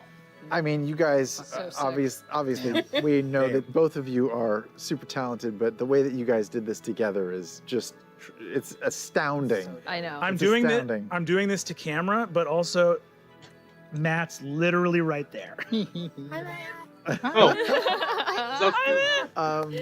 No, it was so cool to. It was also so cool for me as a player because, you know, I've only ever really played in one shots or 3-year-long epic campaigns. Yeah. So it was cool to come into a short-ish, you know, I guess short medium story, and just to see how you approached it and how you approached gently pushing and prodding us into character creation that would serve a shorter form story, and keeping us sort of always on task with like, okay, you don't have a short term, a medium term, and a long term goal. You really just have this one. This is the one that we get. We got to keep you focused on it. And it was just so cool to watch you balance the needs of this short form story with the demands of Matt's gigantically huge world, and it was that in and of itself is a feat, and you should be congratulated for it. Thanks, man. You suck, Brennan. Yeah, Oh, I should have can't tell if it helps if it's the clap. It was what an incredible joy, and I feel like that's the you know, so much of the fun of stepping in here for this story was that thing of like almost like an operator, a switchboard, right? Because you have all this beautiful material, and you're like, okay, Vespin Chlorid, like all of the. I was going back over it, like it's like, why was Asmodeus the betrayer god? And you're like, in the lore of Exandria, pre-established by Matt, the rumor is that Vespin Chloris is at the right hand of Asmodeus. And you read that and you go, well, if this motherfucker released every betrayer god, why is he at the right hand of just this one guy? And just all of a sudden, just the ideas start coming, and it's very like, okay, and you plug that in there, and you go, okay, so Vespin does that, but it's the age of Arcanum also was just shitty wizards everywhere. So I don't want it to be like these guys were fucking just like, we never did anything wrong, and just Vespin Chloris ruined fucking everything for all of us. It's like, no, you're all fucking culpable, baby. Like Vespin is symptomatic of the larger age, right? Like, and you all share some blame in this, right? And then establishing, but like, why does Vespin Chloris have the unique sort of like station that he does in the consciousness of Exandria? And it's like, well, number one, Avalier was so destroyed that like, what fucking stories came out of it, right? As opposed to Vasselheim, which we know does get successfully defended by the prime deities, and Vespin Chloris's like crimes were known in the city. So it's like his story has a way better chance of surviving historically. In addition to the deal he made with the fucking Lord of the Hells to never be forgotten. Yeah, can we also just like, I'm gonna barf compliments on Luis for a second here. Because like, my first time playing with you, it's at our table. Surely Brennan will pick on someone else to start the story. But instead, I thought he threw you into the labyrinthian trench. Like it was churning waters and madness. And I was like, well, that's one way to have someone never come back and play this again. But you just smashed it. Like, how did it feel to start with the Lord of the Hells kicking off the whole thing? How'd that go? I don't even know how. You could have fucked up so bad. Yeah. Like, it was such high stakes. For sure. It was the beginning of a four-part thing. You could have fucked up the whole thing. Could have. But I didn't. Yeah, that's like the old movie line where you're like, well, that's one way to go. Like, I was like, we're fucked from the start. You rose to the challenge immensely. It was amazing. I had no. So I think I had asked Lou. I think before we started, I think I just went to Lou and I was like, so I mean, I don't. What's gonna? I mean, we're about to start, right? Yeah. And then you had said, oh, Brendan usually starts off with like vignettes, like a spotlight on each character, and I was like, oh, okay. Well, she's not gonna start with me. I had no idea until partway through, and I think you see my face kind of go. Do something, and I was like, "Oh, okay, we're here." But I had asked. I think I had said this in the Twitter thing too. That I had, one of the things that I had asked Brennan for was I wanted to have an encounter with a betrayer god because I didn't know where in the Calamity this was gonna take place. What a weird request. I know, but I wanted to see what would happen. Baby. Yeah. Redemption, paladin to the extreme, with confronting a betrayer god, and but I thought it was gonna happen. I didn't know it was going to happen like this at all, like in a more intimate way. I just thought I would see a betrayer god in the distance eventually approaching, and then I would have to go and confront them, and then that would be how my character probably dies. And then it was, here's this dream and this really intimate, like, I didn't know I was going to care for them. I didn't know what betrayer god we were going to meet, and I didn't know I was going to care for them the way that unfolded. And one of the things, just talk a little bit more about Xerxes for a moment. There's one sort of hidden thing that I had incorporated into him, the way he sees the world, and that he establishes attachments fast, which I was surprised that it wasn't a red flag to people, because he falls in love with Evandrin immediately, and then he meets this kid and he's like, you're my son, immediately. So he creates intense attachments fast. And then here we are having a meeting with the betrayer god in this really intimate way, and I was like, okay, attachment created. That's really good. But also, we couldn't see it. Like, we didn't see any of that happening. I mean, we were at the table watching it, and when you were like, I'm going to redeem him, we were like, that's definitely not the thing you do! But I'm so glad you're doing it! Shout out to the reaction corners just being like, what? When you came out of the thing, and we're just kind of like, we were leaving, and it was just like, I guess we gotta go, we gotta all meet up to go fight Lucretia.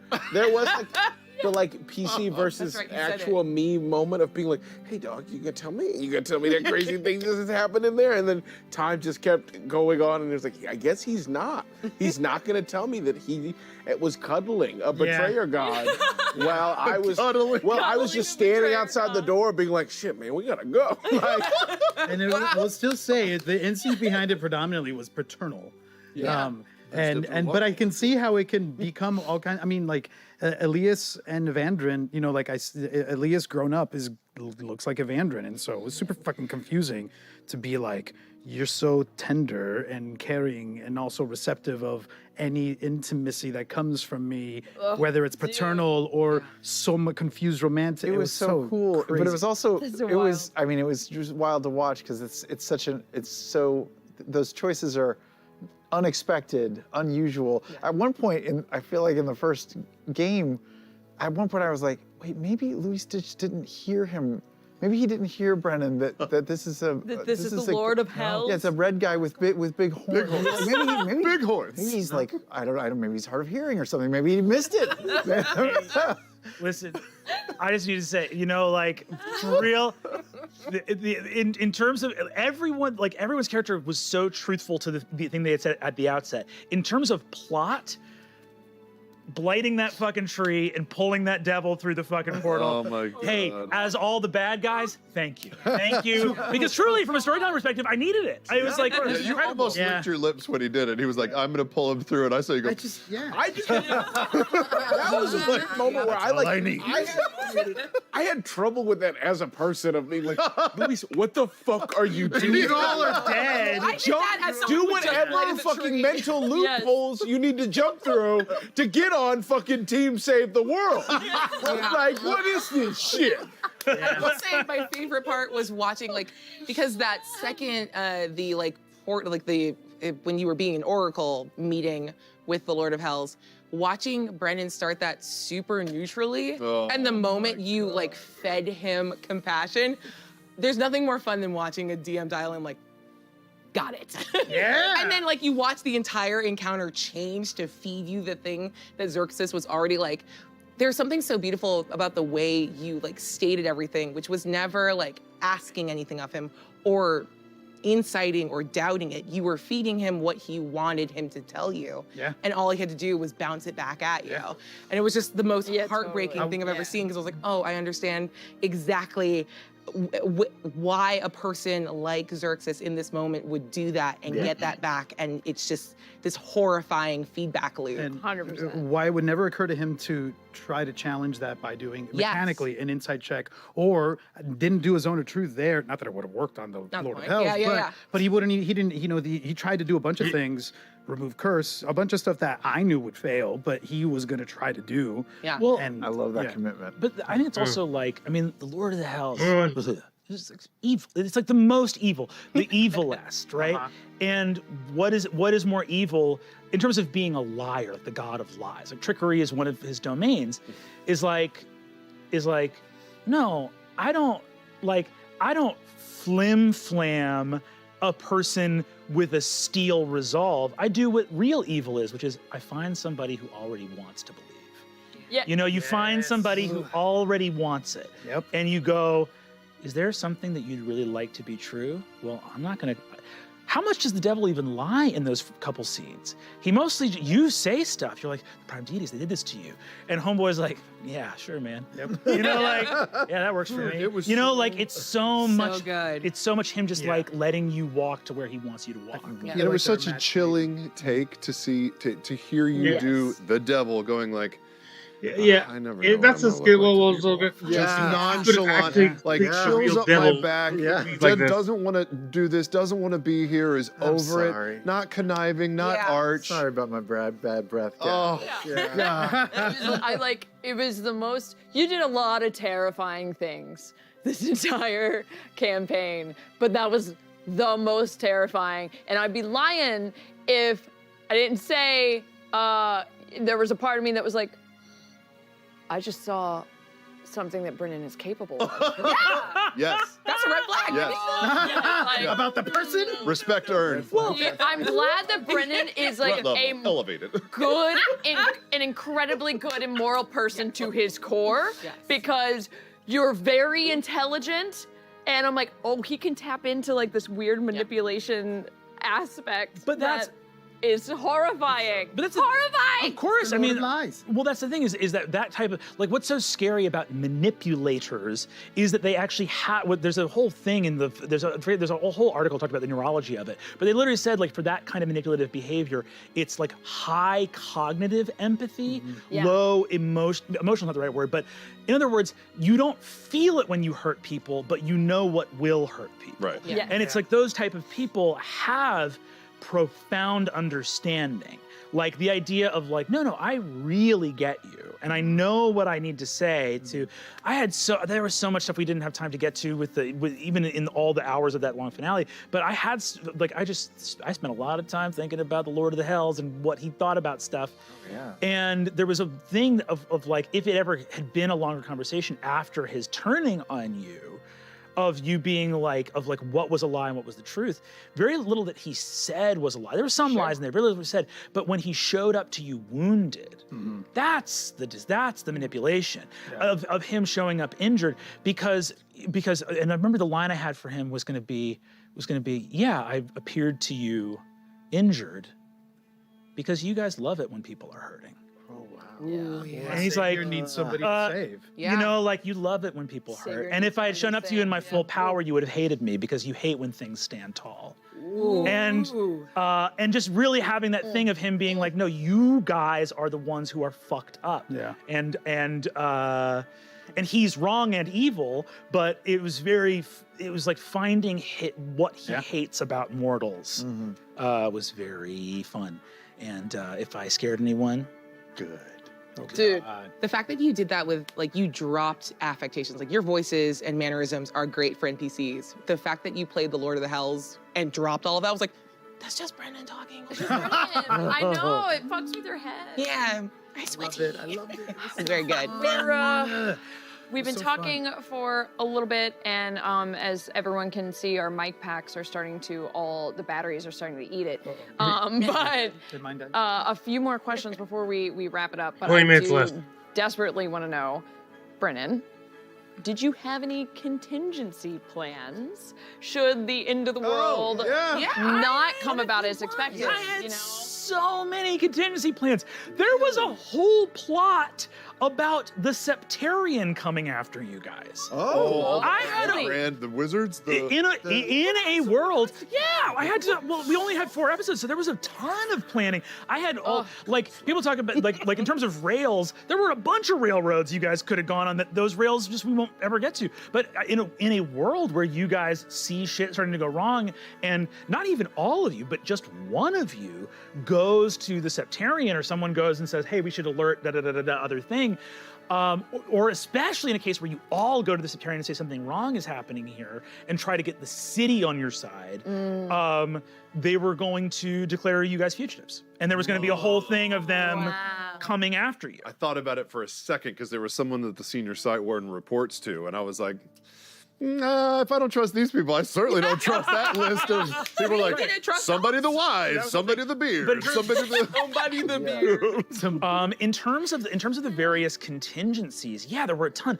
But in terms of you guys averting the calamity, those contingencies are kind of the most boring one. Like in the ones where you don't blight the tree, you don't pull the Lord of the Hells in, then it's like, yeah, Vespin rolls up and the taxmen go evil, and then it's a fight at the tree. Or, if you don't pull the Lord of the Hells through, then it's like only Vespin can come through, but he pulls in some devils and they like kill Xerxes, and it's like most of the contingencies for you guys are less responsible for the calamity is brute force. Something comes in, they use the artifacts from Orwin's office, they use the blood they got from you, some other thing happens. You guys managed to somehow jury rig the helm and stop the city, but then the sun rises and you turn, and so it's like all this, there's like all this stuff, right? That weirdly the contingencies for that were like some of the most simple ones. Other contingencies, there were a bunch of contingencies also for that final combat, right? That was very interesting. Like, for example, there were a bunch of you guys holding the taxmen in that first round at the door changed a lot of. That was huge. That last battle was everyone was so fucking good. The inspiration going to Sarah. We gotta talk about that. Wait a minute. Yeah. The last thing I'll say is I actually had the contingency I had for Laren. There was a very there was that moment at the end with Vespin and the insane nat 20 that got him down. I actually had contingencies for what happened if Laren died. I was totally prepared for Laren to go down in that last final fight, which was essentially that someone was going to have to make a unreal, impossible DC Arcana check with disadvantage to figure out her work to try to complete the last couple. And if that probably would have been loquacious, which would have been very cinematic in its own. So good. I should have died. I'm sorry. Yeah, you should have died. My bad. Give me my moment. Yeah, no, 100%. Let's take it back. But wait, that final was. Oh wait, hold on. That final roll. The 31. Yeah. They wouldn't have been done without the inspiration, without the buff. Of course. Mm-hmm. I mean, that's right. We were all just throwing everything we had to just get Sarah out. Oh my goodness. I mean, it was just so good. At least just from my chair, because he had done all the things he needed to do for his kids. He had atoned in that way, let all that stuff go, focused on the thing, killed the thing, but it wasn't done. Could he get out and leave? And it only would have happened. It only could have happened because of the Ring of Brass. Yeah. He couldn't do it by himself. Yeah. And so that was just so fucking perfect. Yeah. One little spark of one hope of those at the things end. where it takes the whole table. And it wasn't mattered guaranteed that we were friends. at all. Yeah. Yeah. That wasn't in the Without that 8. Mm-hmm. Yep. For sure. Yeah, without that 8, there's no world where that. Nope. Yeah. Possible. He goes down with everybody else. And I mean, realistically too, we still don't really have any idea. Did Sarah make it back to his kids? He knows Guessar. That's all he knows. Guessar, yes, someone Guessar. He is like the world's greatest detective, but you sent the library to his daughter, who's at the University of Arcane Wizard. Like, Yeah. Travis, when you texted me, and you were like, "What did you just do to my daughter?" Yeah, because for a moment there, you were like, and I sent it to, because I hadn't picked up on what you had done. I didn't know that the little miniature was the culmination of knowledge of Avalier. Yeah, You sent it to her, and I was like, this bitch is fucking with my daughter.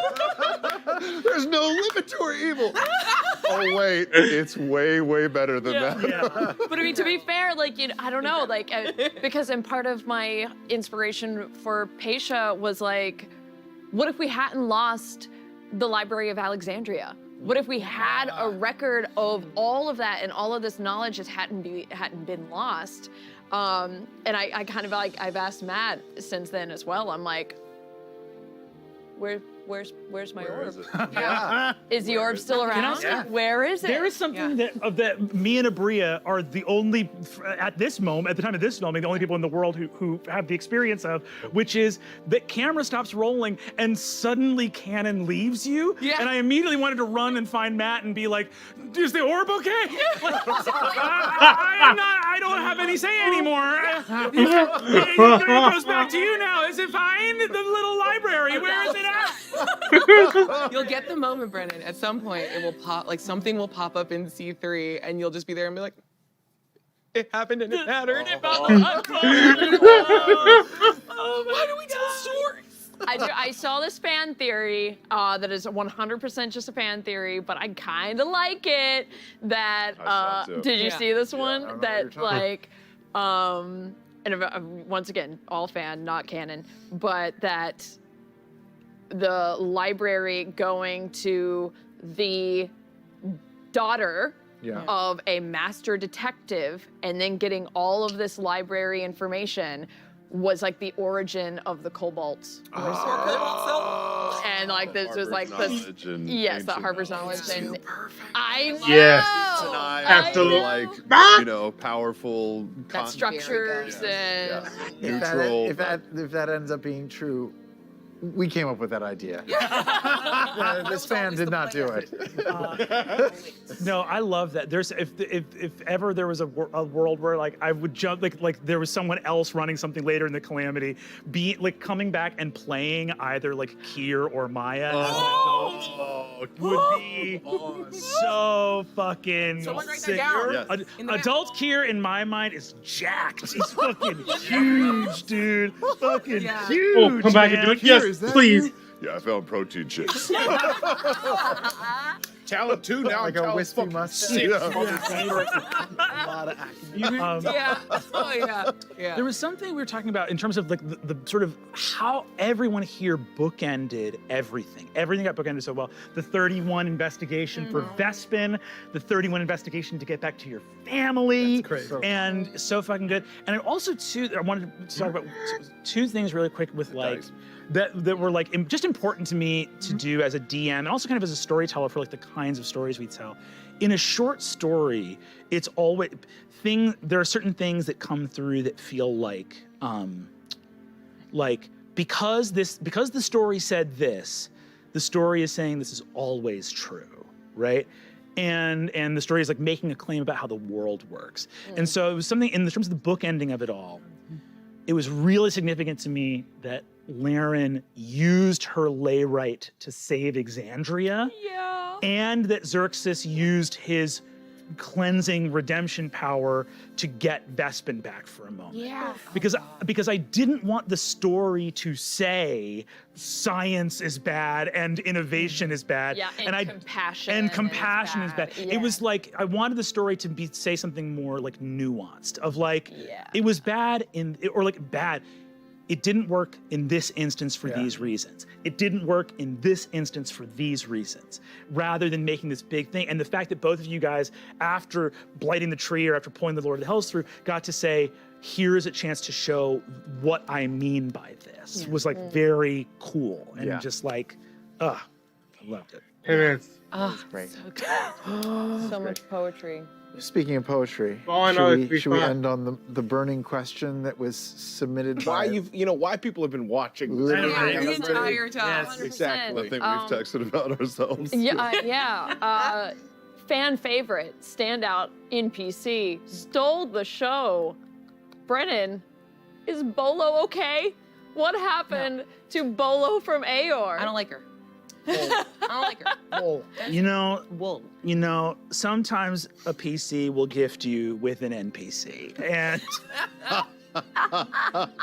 sometimes a PC will gift another PC with an NPC. Sometimes Bria will say, "Did you have a +1?" And Sam will go, "That absolutely makes sense." Sure. And then what'll happen is I said that'd be no problem. Yeah. And then what'll happen is that PC will, name that NPC. And sometimes they'll just reach down into the top hat and see if a rabbit comes out, and a rabbit doesn't come out. What comes out is Bolo. Named Bolo. And then what you get to do is conscript Matt Mercer into doing Slavic accents for any Aorians. Yes! Canon accepted. My name is. I don't know why in that moment, but I had to, we were improvising it, and there you go, and that's Bolo. Bolo's dead. I love you,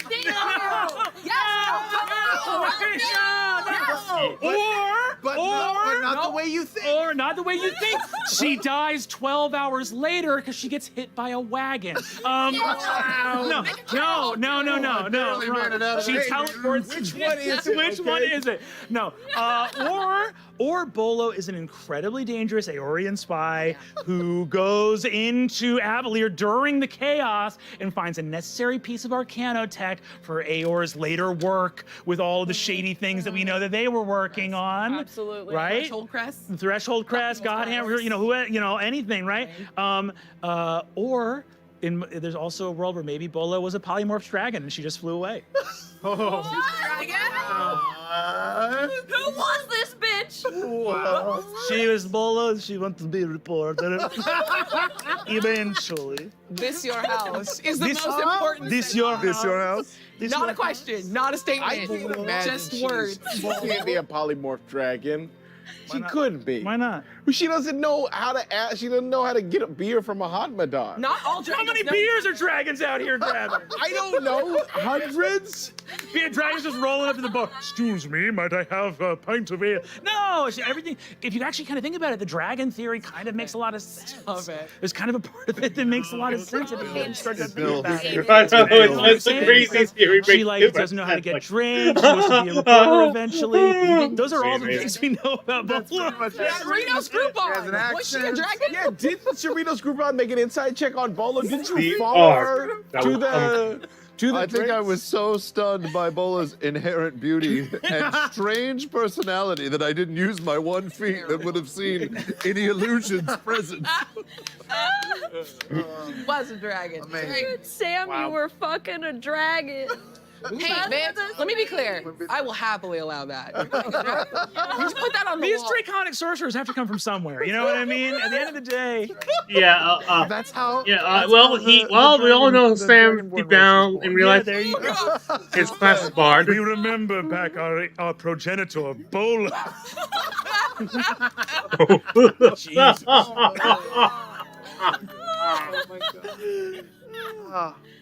Well.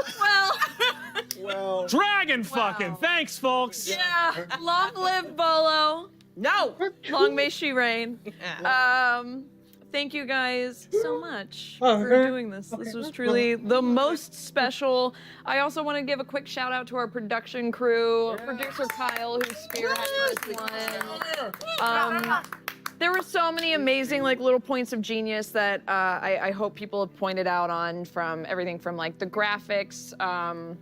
The overlay. The overlay, yeah. I saw a few people notice it. Wild detail. Yeah, over time, the overlay was slowly degrading and cracking, and little Easter eggs, all of the incredible art that we had done just across the board. Wanted to shout out from everyone from top to bottom. It really felt like just such, everyone was on their A game, and not just the people who are sitting here in front of the camera, but all the people behind the camera as well. So it was absolutely incredible.